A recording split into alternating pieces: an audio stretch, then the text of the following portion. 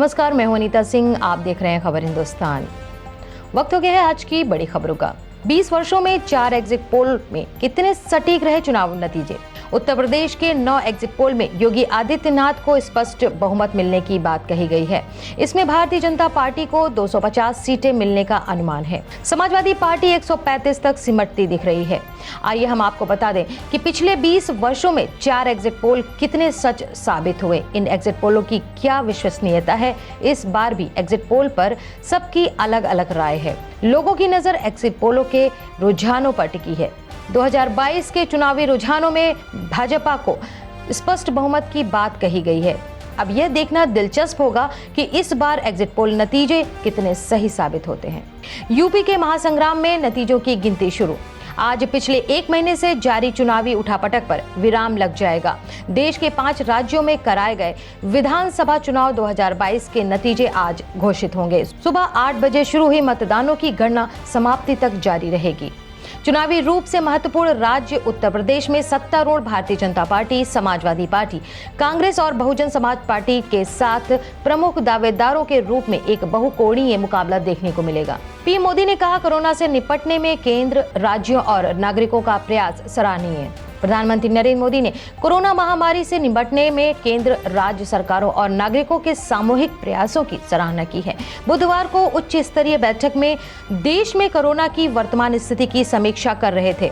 प्रधानमंत्री कार्यालय ने कहा कि बैठक में टीकाकरण अभियान में देश से सतत प्रयासों और वैक्सीन के प्रभाव के विश्लेषण पर भी चर्चा की गई। कॉलेज में हिजाब को लेकर 2 गुट भिड़े, पुलिस ने दर्ज की 3 प्राथमिकी। हिजाब पहनने को लेकर छात्रों के 2 गुटों के बीच टकराव के बाद मंगलुरु में 3 मामले दर्ज किए गए हैं। मंगलुरु के पुलिस आयुक्त एन शशि कुमार ने मंगलवार को कहा, कुछ लड़कियों को हिजाब पहनकर परीक्षा में शामिल होने की अनुमति देने को लेकर गुरुवार को 2 समूह भिड़ गए। पुलिस आयुक्त ने कहा कि एक छात्रा की शिकायत पर कुछ छात्रों ने और एबीवीपी के 15 सदस्यों के खिलाफ धार्मिक भावनाओं को आहत करने का मामला दर्ज किया गया है। हंगरी के प्रधानमंत्री ने फोन पर पीएम मोदी से की बात।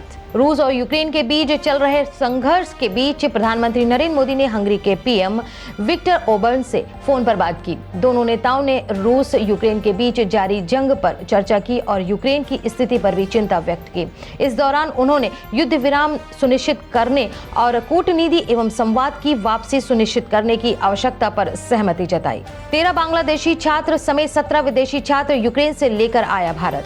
ऑपरेशन गंगा के तहत अपने छात्रों को यूक्रेन से सुरक्षित वापस लाने के लिए बांग्लादेश की प्रधानमंत्री शेख हसीना ने भारतीय प्रधानमंत्री नरेंद्र मोदी का आभार जताया है।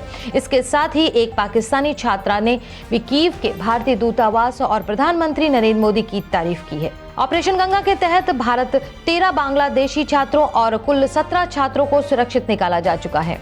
अक्षय कुमार का बड़ा बयान, मैं आज पैसे के लिए काम नहीं करता। बॉलीवुड अभिनेता अक्षय कुमार इन दिनों अपनी आने वाली फिल्म बच्चन पांडे को लेकर सुर्खियों में हैं। वह बॉलीवुड के उन कलाकारों में से एक हैं जो हर साल अपनी कई फिल्मों को लेकर चर्चा में बने रहते हैं।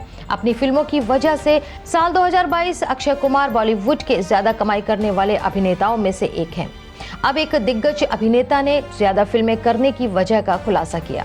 यूपी के रुझानों में भाजपा की बढ़त बरकरार, पंजाब में आप आगे, उत्तराखंड में कांटे की टक्कर।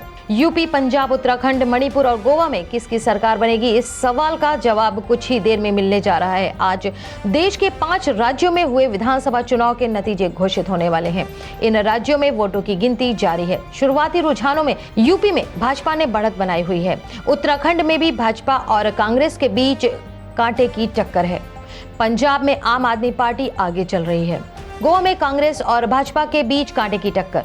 गोवा में 40 सदस्यीय विधानसभा सीटों पर 14 फरवरी के हुए मतदान के रुझान आने शुरू हो गए हैं। अभी तक के आंकड़ों के मुताबिक सूबे में कांग्रेस 17 व भाजपा 14 सीटों पर आगे चल रही है। 40 विधानसभा सीटों वाले गोवा में मुख्य मुकाबला भाजपा, कांग्रेस, आम आदमी party, TMC, Goa forward party, Maharashtra Gomantak party के बीच है। आपको बता दें कि 14 फरवरी को हुई वोटिंग के दौरान 78.94% मतदान दर्ज किया गया था। अखिलेश यादव का ट्वीट, बोले लोकतंत्र के सिपाही जीत का प्रमाण पत्र लेकर ही लौटे। आज उत्तर प्रदेश का चुनावी रिजल्ट सामने आ रहा है। चुनाव में लड़ी पार्टियां और उनके नेताओं की टिप्पणियां भी आने लगी हैं। इस बीच अखिलेश यादव का ट्वीट आया। उन्होंने अपनी पार्टी कार्यकर्ताओं के लिए शुक्रिया कहा। अखिलेश ने ट्वीट में लिखा, इम्तिहान बाकी है, अभी हौसलों का वक्त आ गया है। अखिलेश ने कहा, मतगणना केंद्रों पर दिन रात सतर्क और सचेत रूप से सक्रिय रहने के लिए सपा गठबंधन के हर एक कार्यकर्ता, समर्थक, नेतागण, पदाधिकारी और शुभचिंतक को हृदय से धन्यवाद। लोकतंत्र के सिपाही जीत का प्रमाण पत्र लेकर ही लौटे। तो ये थी अब तक की खास खबरें। आगे की अपडेट के लिए बने रहिए, देखते रहिए खबर हिंदुस्तान।